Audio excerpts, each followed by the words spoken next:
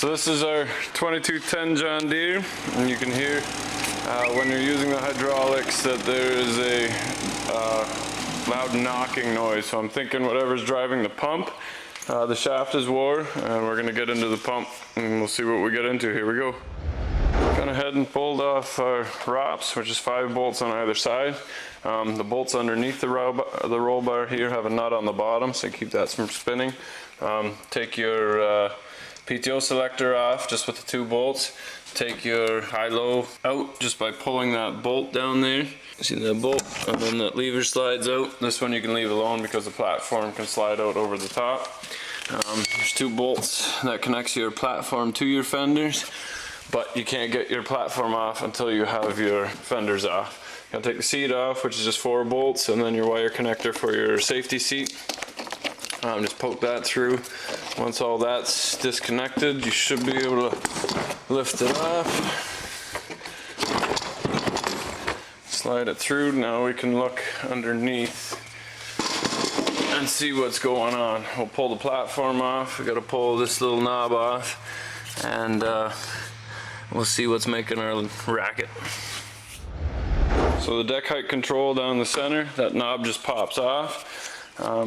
You have to take, it's easier if you just take the your forward and reverse levers off, just put the bolts back in, and then take this little lever off just with the 2 bolts so it's out of the way. This one's a real pain to get out, and same with this one, so you are able to just pry the plastic deck past with a little bit of force, but it'll work. And then the deck comes off. And this is the culprit right there. Nice easy fix. U-joint just came apart, no problem. It has a grease fitting in it, but I don't know how you're supposed to get at that without pulling that deck off.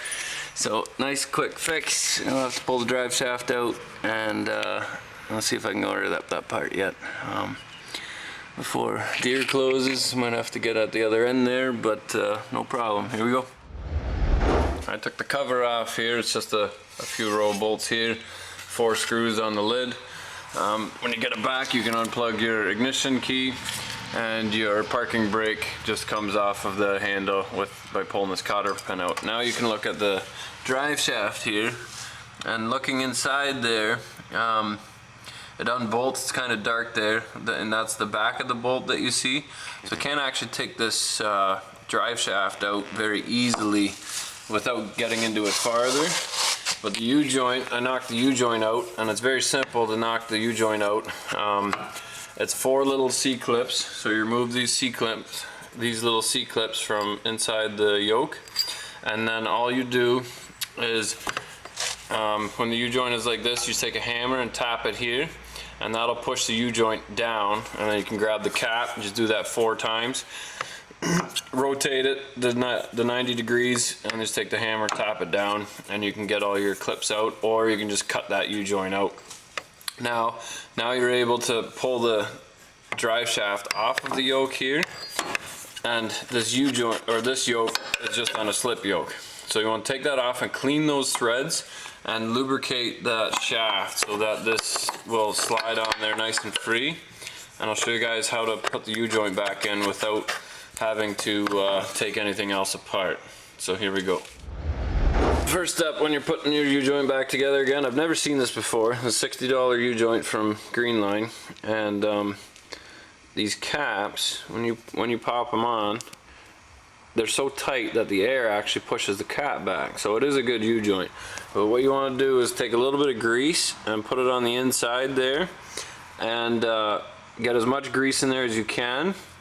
And then when you put the caps on and push on it, you want to get that air out. You want to hear that crackling noise.